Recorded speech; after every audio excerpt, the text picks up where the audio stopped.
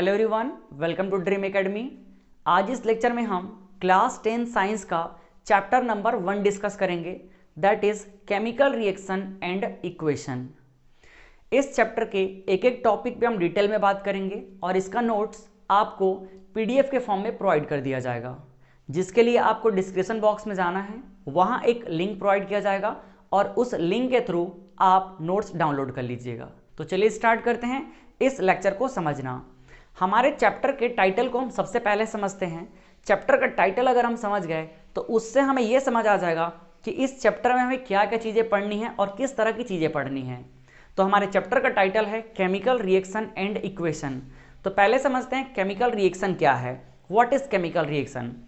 Chemical reaction is a process in which a substance is converted into one or more new substances by reacting other substance or decomposing self। Means chemical reaction वो process है जिसमें कोई substance किसी और substance से react करके या खुद ही डिकम्पोज होकर के वन और मोर न्यू सब्सटेंस में कन्वर्ट हो जाता है। This process is known as chemical reaction. Clear है? केमिकल रिएक्शन का बेहतरीन एग्जांपल हमारे पास है conversion of milk into curd. इसके अलावा बहुत सारे केमिकल रिएक्शन होते हैं। केमिकल रिएक्शन का सिंपल सा मतलब है ऐसा चेंज जहां पर केमिकल प्रॉपर्टी में चेंजेस हो जाए, वो कहलाएगा केमिकल रिएक्शन। क्लियर है? तो यहाँ मिल्क इनटू कर्ड का कन्वर्जन क्या है? केमिकल रिएक्शन है। आइए थोड़ा डिटेल में समझते हैं।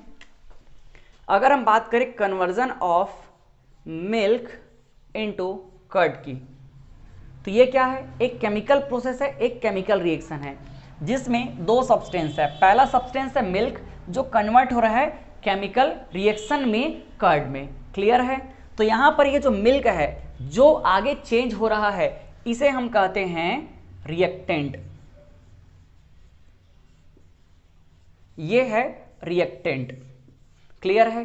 तो यहां से रिएक्टेंट को हम कैसे डिफाइन करेंगे? Reactant is substance that participate in chemical reaction। Clear है? या केमिकल प्रोसेस। देखिए नेक्स्ट ये है कर्ड। कर्ड जो है केमिकल प्रोसेस के बाद बना है, केमिकल प्रोसेस के थ्रू बना है, तो इसे हम कहेंगे प्रोडक्ट। क्लियर है? ये हमारा प्रोडक्ट है। तो प्रोडक्ट को कैसे डिफाइन करेंगे? Product is a substance which form in chemical process और केमिकल रिएक्शन। तो केमिकल रिएक्शन में जो भी चीजें नहीं बनती है उसे हम क्या कहते हैं? प्रोडक्ट कहते हैं। तो इस तरह से हम आगे लिख सकते हैं केमिकल रिएक्शन को। Chemical reaction is a expression in which reactant change into product. Clear है? तो हमारे केमिकल रिएक्शन के दो पार्ट कौन कौन बन गए? रिएक्टेंट, और वो कन्वर्ट होंगे प्रोडक्ट में। क्लियर है? तो यहां से हमने रिएक्टेंट और प्रोडक्ट क्या है ये समझ गए। क्लियर है? अब हम समझते हैं केमिकल इक्वेशन क्या है। तो देखिए ये जो हमने लिखा मिल्क, कर्ड, ऐसे बहुत सारे क्या होते हैं? सब्सटेंस होते हैं जो रिएक्टेंट या प्रोडक्ट होते हैं। तो हम इनको उनके नेम के बेस पे नहीं लिखते हैं, हम उनको उनके केमिकल फार्मूला के बेस पे रिप्रेजेंट करते हैं। और जब हम रिएक्टेंट और प्रोडक्ट को केमिकल फार्मूला के बेस पे रिप्रेजेंट करते हैं then that expression is known as chemical equation. Chemical equation क्या होता है? इसके लिए इक्वेशन आपको पता होना चाहिए। और इक्वेशन क्या होता है? जिसके दो साइड हो, left hand side, right hand side, और बीच में क्या हो? इक्वल का साइन। तो यहां हमारे पास इक्वल का साइन ये एरो होता है। क्लियर है? और अगर हम इसमें केमिकल फॉर्मूला को लिखते हैं तो क्या हो गया? ये केमिकल रिएक्शन। जैसे कि देखिए एक और एग्जांपल लेते हैं अपन।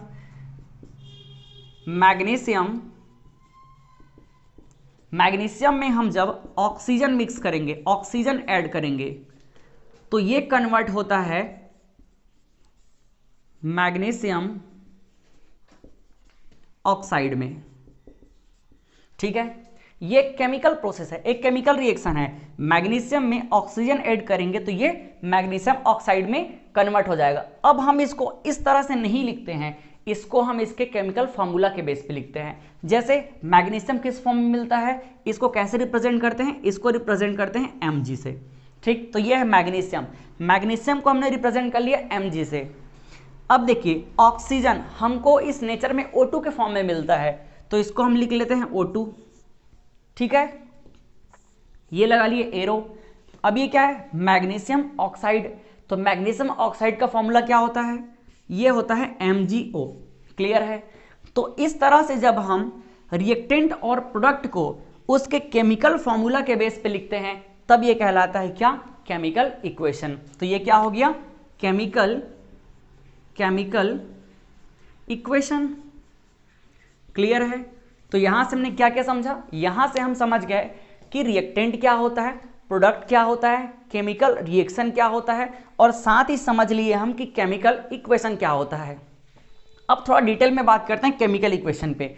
केमिकल इक्वेशन में अगर हम नंबर ऑफ एटम्स को चेक करें तो हमको दोनों साइड में इक्वल मिलने चाहिए।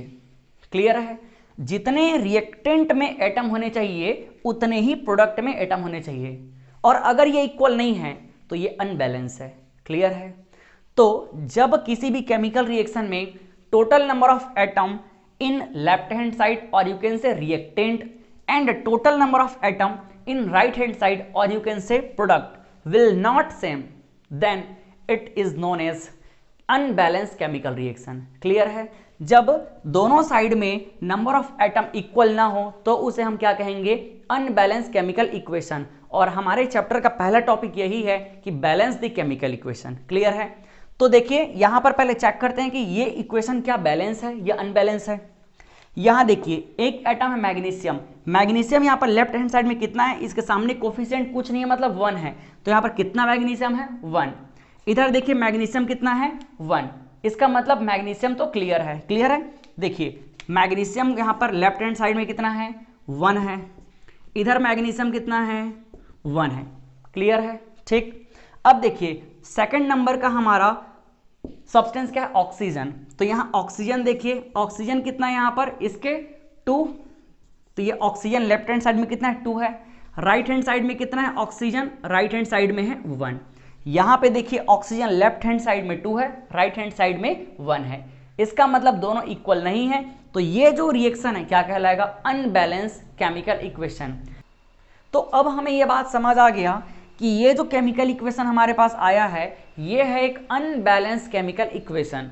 अब हम इसे बैलेंस करना चाहेंगे क्योंकि हम केमिकल इक्वेशन को बैलेंस्ड वे में ही यूज करते हैं। तो इसे बैलेंस कैसे करेंगे? इस इक्वेशन को या और भी जो अनबैलेंस केमिकल इक्वेशन हमको मिलेंगे उन्हें कैसे बैलेंस करेंगे? तो बैलेंस करने का बहुत ही सिंपल तरीका है। 2 पॉइंट ध्यान में रखना है। पहला पॉइंट ये कि हमें किसी भी एटम को बैलेंस करना है तो उस केमिकल रिएक्शन में जो एटम हाईएस्ट है उससे स्टार्ट करना है। क्लियर है? पहला पॉइंट, जो एटम उस केमिकल इक्वेशन में सबसे ज्यादा हो उससे स्टार्ट करना है बैलेंस करना। क्लियर है?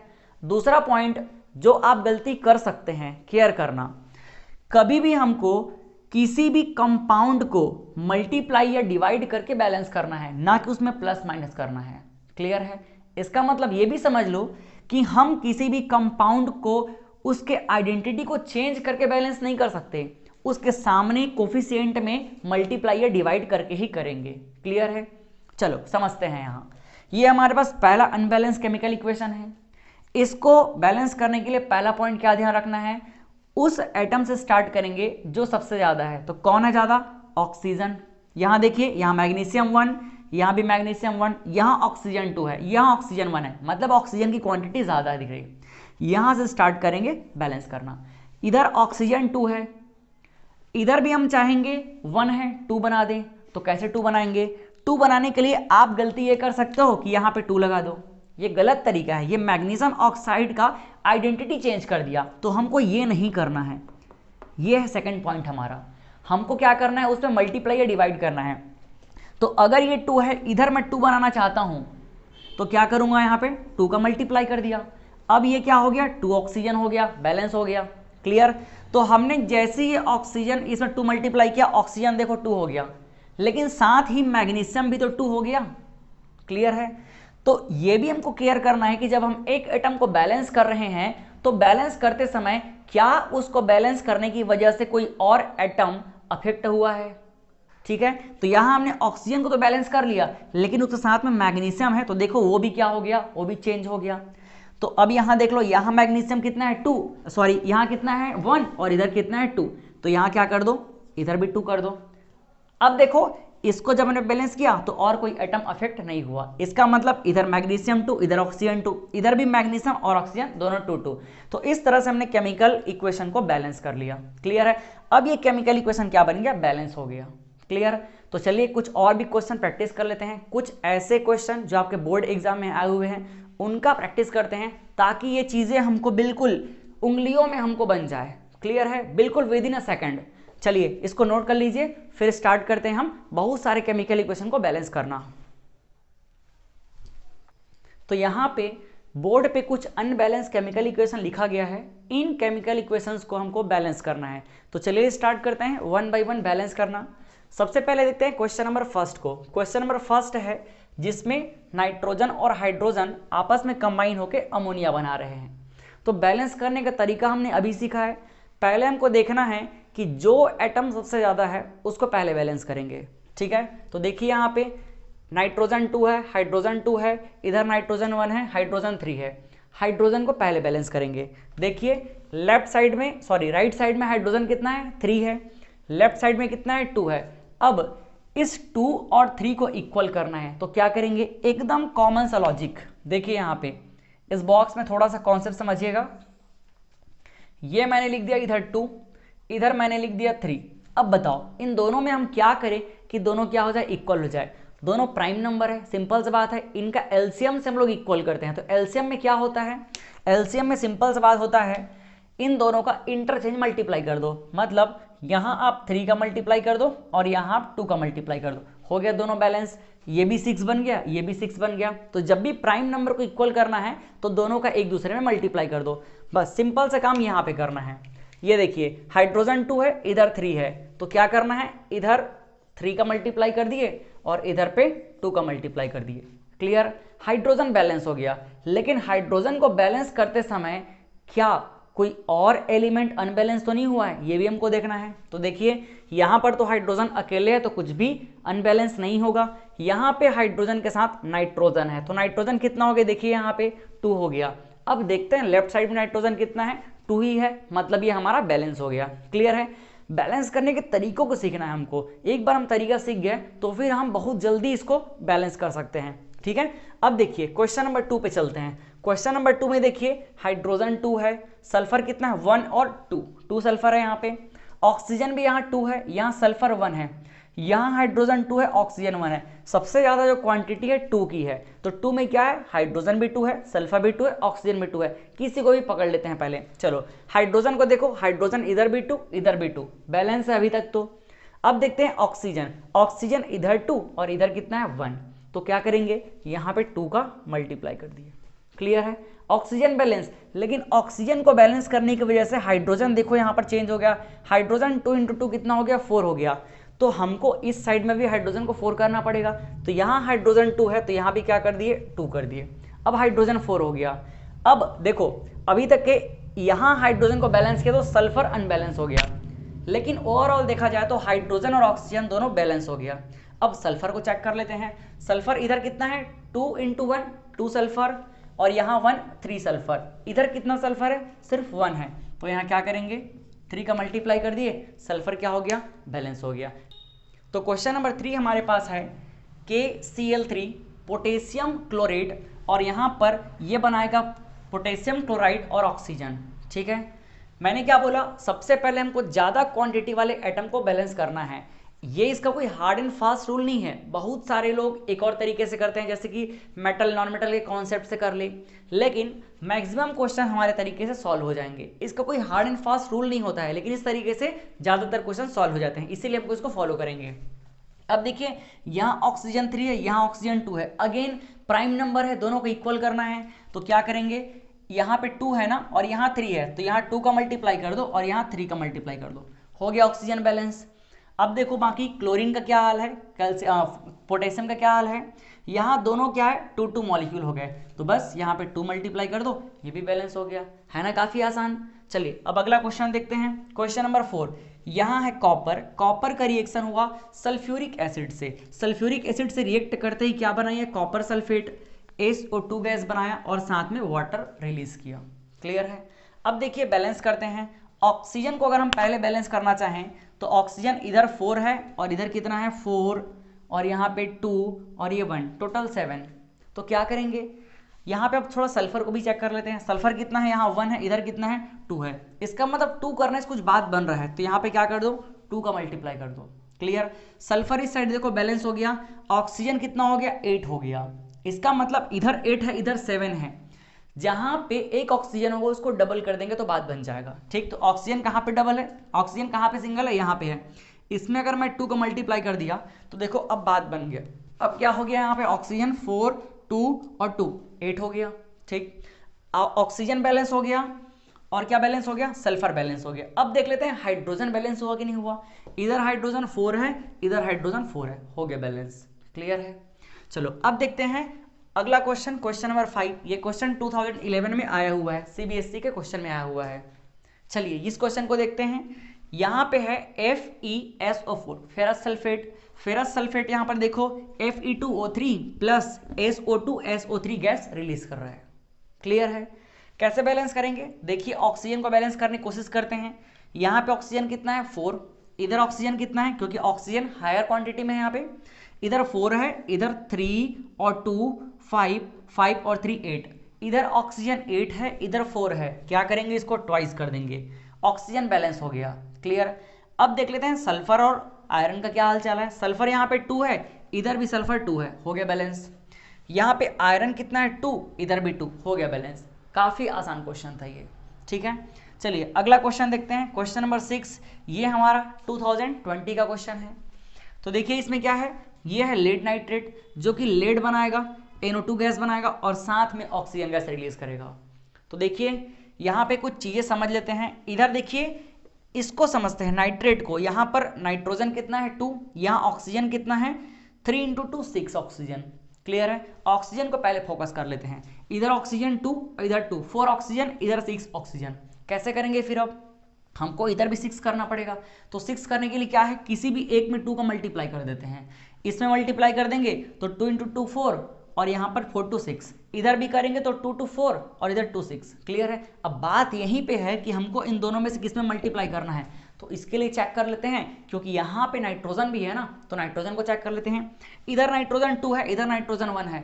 अगर मैं इसमें 2 का मल्टीप्लाई कर दिया तो देखो ऑक्सीजन कितना हो जाएगा 2 2 4 और 2 6। ऑक्सीजन तो बैलेंस हो ही गया, साथ में नाइट्रोजन भी बैलेंस हो गया, 2 नाइट्रोजन, इधर भी 2 नाइट्रोजन। क्लियर है। और हमारा यहाँ पे लेड तो एक ही है, तो इस तरह से सिर्फ एक बार 2 का मल्टीप्लाई किया यहाँ पे और हमारा इक्वेशन बैलेंस हो गया। क्लियर है। चलिए एक लास्ट क्वेश्चन है। क्वेश्चन तो बहुत सारे हम बना सकते हैं, बहुत सारे देख सकते हैं, लेकिन इससे हमको केमिकल इक्वेशन को कैसे बैलेंस करना है इसका आइडिया मिल गया। ठीक है, चलिए क्वेश्चन नंबर 7। ये क्वेश्चन जो है 2011 का क्वेश्चन है। यहाँ पे देखिए लेड नाइट्रेट फिर से है, इसमें पोटेशियम आयोडाइड का एडिशन किया गया, जिससे क्या बना पोटेशियम नाइट्रेट और साथ में लेड आयोडाइड बाहर निकल गया। क्लियर। अब देख लेते हैं क्या करना पड़ेगा। ऑक्सीजन को पहले पकड़ते हैं, क्योंकि ऑक्सीजन यहाँ पर 3 × 2 6 है। इधर ऑक्सीजन कितना है, सिर्फ 3 है। नाइट्रोजन को भी देख लो, नाइट्रोजन कितना है, मतलब पूरा ओवरऑल जो NO3 ग्रुप है इसी को देख लेते हैं। इधर NO3 ग्रुप कितना है 2 है और इधर NO3 ग्रुप कितना है 1 है। तो सिंपल सा बात है, यहाँ 2 को मल्टीप्लाई कर दिए तो ये वाला जो ग्रुप है ये तो बैलेंस हो गया। क्लियर। अब देखो यहाँ पे पोटेशियम 2 है, इधर पोटेशियम कितना है, इधर पोटेशियम 1 है। तो क्या करेंगे, इधर आयोडीन को भी देख लो, इधर 2 है और इधर कितना है 1 है। तो बस यहाँ 2 कर दो, पोटेशियम भी 2 हो गया और आयोडीन भी 2 हो गया, और साथ में Pb जो लेड है वो तो सिंगल यहाँ भी है, सिंगल यहाँ भी है। इस तरह से हमने केमिकल इक्वेशन को बैलेंस कर लिया। क्लियर है। तो ये केमिकल इक्वेशन को बैलेंस करना हमने सीख लिया। अब यहाँ पर मैं एक छोटा सा चीज और आपको सिखा देता हूँ।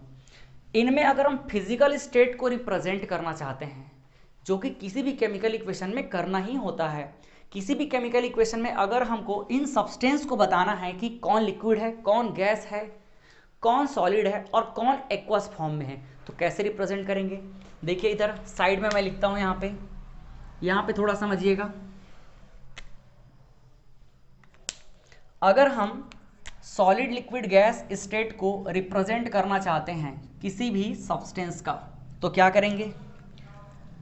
अगर कोई सब्सटेंस फर्स्ट सॉलिड स्टेट में है तो सिंपली वहां पे हम S लिख देंगे। ठीक। अगर वो लिक्विड स्टेट में है तो उसमें हम क्या लिख देंगे, L लिख देंगे, इस तरह से ब्रैकेट में। थर्ड स्टेट हो सकता है वो गैस में हो। तो अगर वो सब्सटेंस गैसेस स्टेट में हो तो क्या करेंगे, जी लिख देंगे। और फोर्थ एक्वस में हो, एक्वस का मतलब क्या होता है, ऐसा सॉल्यूशन जिसमें water as a solvent use हो, जैसे कि शुगर वाटर, तो शुगर थोड़ा रहेगा उसमें वाटर ज़्यादा रहेगा, तो वहाँ पर शुगर क्या हो गया, सॉल्यूट हो गया, और वाटर क्या हो गया, सॉल्वेंट। मोस्टली एसिड में आपको ऐसा देखने को मिलेगा, जैसे H2SO4 एक्वस सॉल्यूशन, उसमें एसिड थोड़ा रहेगा वाटर ज़्यादा रहेगा। तो ऐसे सॉल्यूशन जहाँ पर water as a solvent use होता है उसे हम बोलते हैं एक्वस सॉल्यूशन। तो अगर एक्वस फॉर्म में है तो एक्वस फॉर्म को हम कैसे रिप्रेजेंट करेंगे, सिंपली AQ लिख करके। क्लियर है, तो इस तरह से हम रिप्रेजेंट करते हैं। जैसे एक आध केमिकल इक्वेशन में देख लेते हैं। यहाँ अगर हम बात करें तो नाइट्रोजन गैस के फॉर्म में होता है, तो यहाँ पर ये जी लिख दिए हम, ठीक। यहाँ पर जो हाइड्रोजन है ये भी गैस के फॉर्म में होता है, तो यहाँ भी जी लिख दिए हम। यहाँ पे अगर हम देखें अमोनिया ये भी गैस होता है, तो यहाँ भी जी लिख दिए। क्लियर है। और किसी इक्वेशन में बात कर लेते हैं। चलो, जैसे मैं यहाँ पे अगर बात करना चाहूँ तो यहाँ देखो कॉपर जो होता है ये सॉलिड फॉर्म में होता है, तो यहाँ एस लिख दिए। H2SO4 इसमें वाटर का वाटर गैस सॉल्वेंट यूज होता है, तो यहाँ पर हम लिख देंगे एक्वस।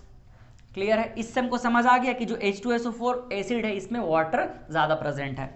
कॉपर सल्फेट, अब ये भी क्या हो जाएगा, सल्फेट, इसका एक्वस सॉल्यूशन बन जाएगा। यहाँ पे आप देख लीजिए SO2 ये गैसियस फॉर्म में होगा, और अगर वाटर की बात करें तो वाटर तो किस फॉर्म में होगा, लिक्विड फॉर्म में होगा। क्लियर है। इस तरह से हमने बैलेंस करने के साथ साथ फिजिकल स्टेट को कैसे रिप्रेजेंट करेंगे ये भी सीख लिए। ठीक है, तो आई होप इस वीडियो को देखने में आपको मज़ा आया होगा। चलिए फिर इस वीडियो को यहीं स्टॉप करते हैं, मिलते हैं अगले वीडियो में। Thank you, bye bye.